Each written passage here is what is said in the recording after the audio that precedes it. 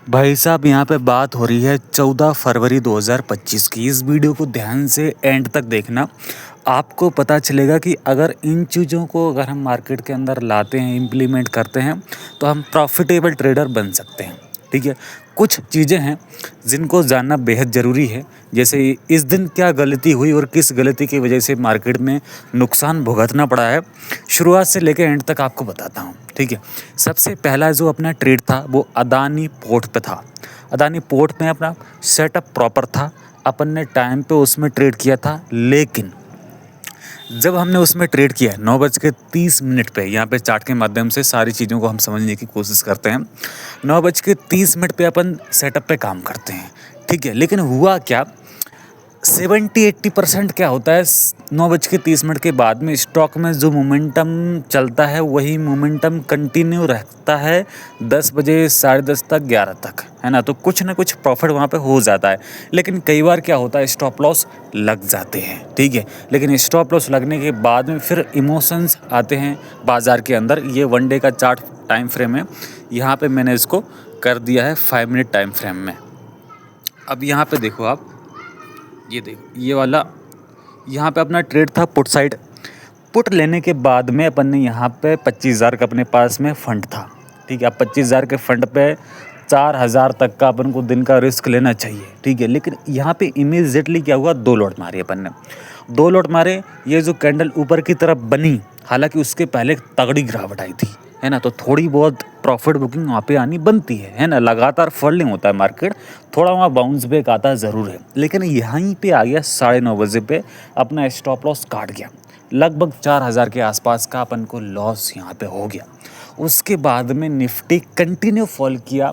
Nifty में हमने पूरा लॉस कवर किया, प्लस 1,500 प्रॉफिट में आ गए। अब जिम्मेदारी ये बनती है कि भाई आपने 4,000 का लॉस कवर किया है, 1,500 आप प्रॉफिट में आए हो, तो आपको बंद कर देना है। कल दोबारा मार्केट खुलेगा, आपका नुकसान नहीं है। आप भले कम प्रॉफिट में हैं, आपने रिकवरी की है ना।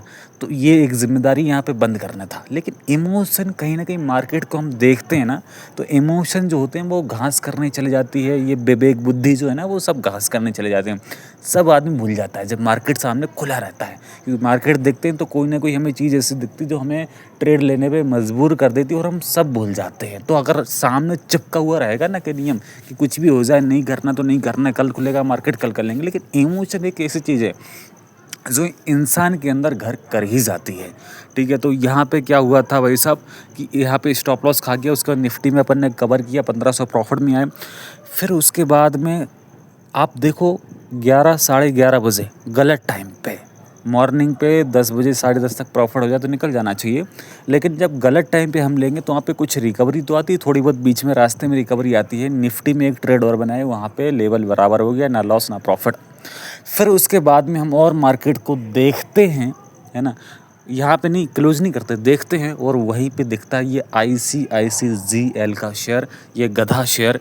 इसकी वजह से बहुत दिक्कत हो जाती है। अब यहाँ पे मैं चार्ट के माध्यम से आपको समझाऊंगा कि इसमें क्या हुआ था। ये 5 मिनट का टाइम फ्रेम मैंने यहाँ पे ओपन किया है।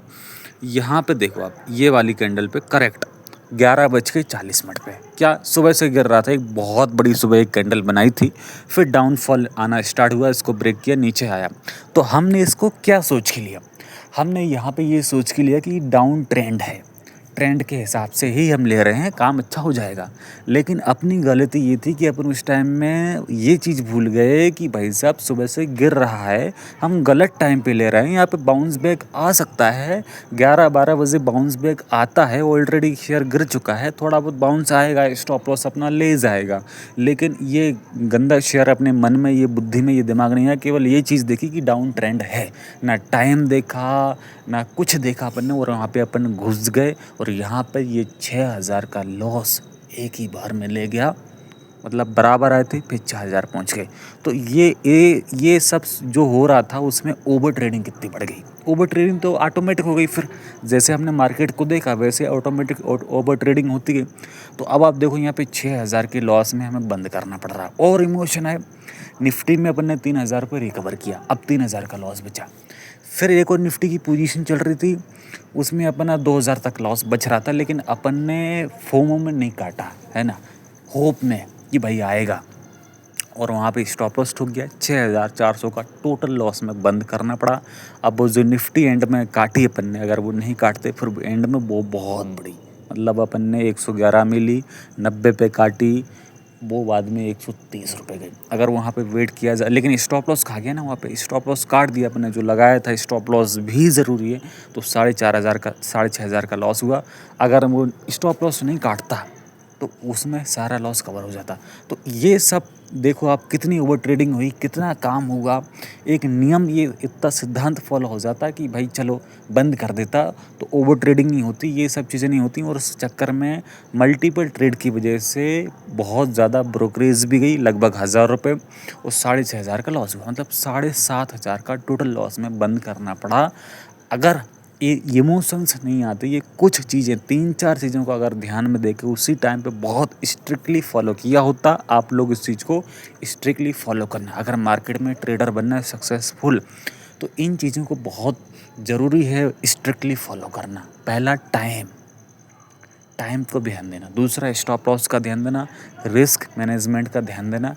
सबसे बड़ी चीज़, अगर आपका रिस्क मैनेजमेंट कंप्लीट होता है तो अपन को निकल जाना है, रिस्क रिवॉर्ड रेशियो कंप्लीट होता है तो निकल जाना। ओवर ट्रेडिंग नहीं करनी कुछ भी हो। और कभी भी ज़िंदगी में हाई प्राइस से 12-1 बजे के बाद में, 11 बजे के बाद में जो मूवमेंट ऑलरेडी हो गया है, उस टाइम गलत टाइम पे नहीं लेना। बस ये मेन चीज़ अपन को ध्यान देनी है, गलत टाइम पे नहीं लेना है, सही टाइम पे सही ट्रेड में एंट्री बनानी है।